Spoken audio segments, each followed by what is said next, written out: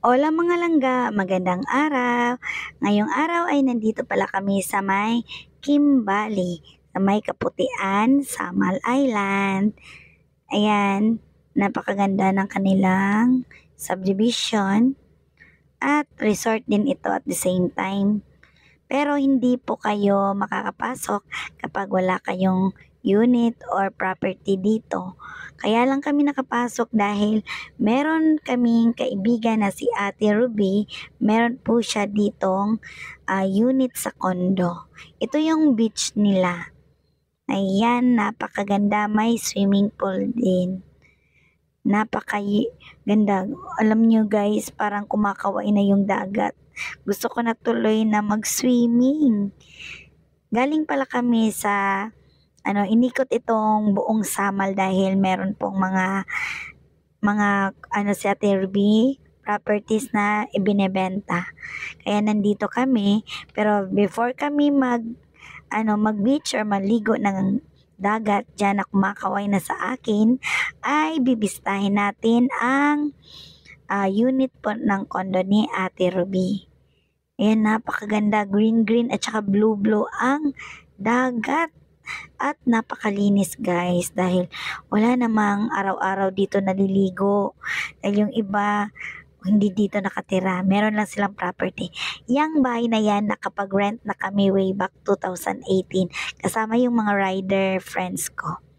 Ito pala mga langga ang condo dito sa may Kimbali. Ayan, yung buko na yan galing yan sa property na ibinebenta ni Ate Ruby. Ayan, si Ka-Art. At yan po si Ate Ruby at yun ang husband niya. Thank you Ate Ruby dahil nakapasok kami dito sa may Kimbali. Ito yung kanilang condo guys at hindi pa po ito tapos no kasi yung pinakadulo doon parang ginagawa pa at marami pa daw itong bakante. Sa mga gustong bumili ng unit dito, PM nyo lang ako guys. Ayan, 'di ba? Napakaganda. Parang nasa Bali ka talaga. Punta na tayo sa kanilang resort. Ito yung kanilang resort, napakaganda, swimming pool nila guys. Kaso lang yung swimming pool nila ay nililinisan nila ngayon. Kaya wala pong laman, tubig ang kanilang swimming pool.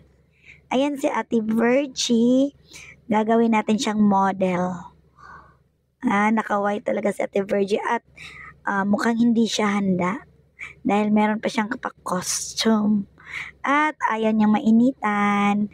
Dahil mainit ngayon, 2:00 ng hapon. Ayan, pupunta tayo dyan sa kanilang function hall. Anong tawag dyan? Sa kanilang gazebo. Ayan, walang ibinebenta ditong kape.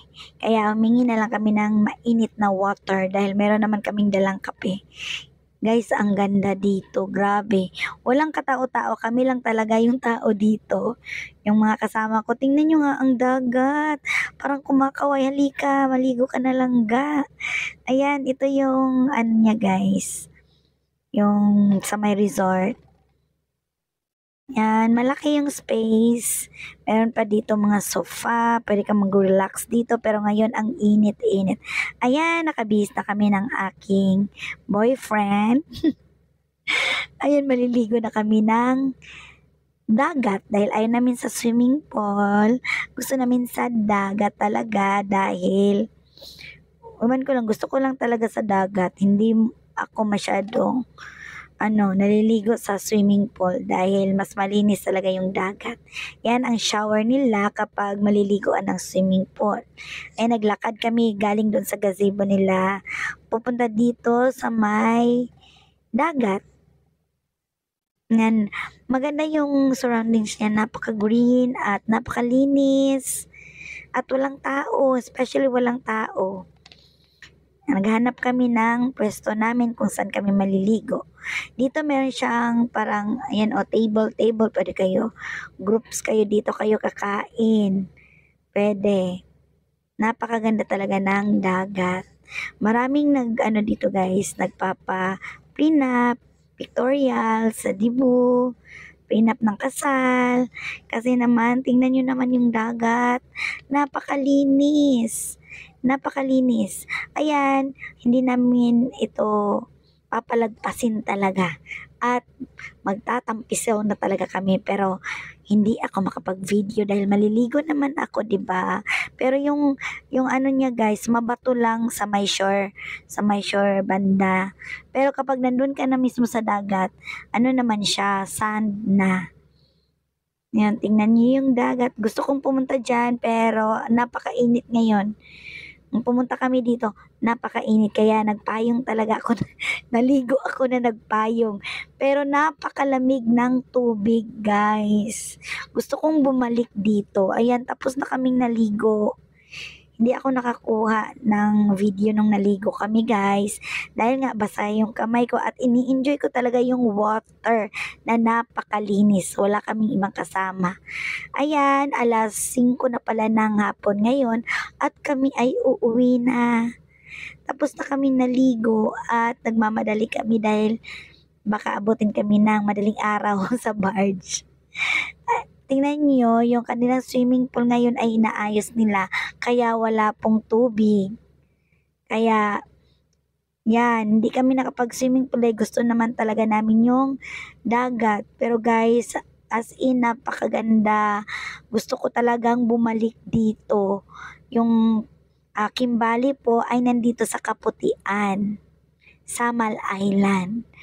I think mga 45 minutes yung biyahe from barge papunta dito.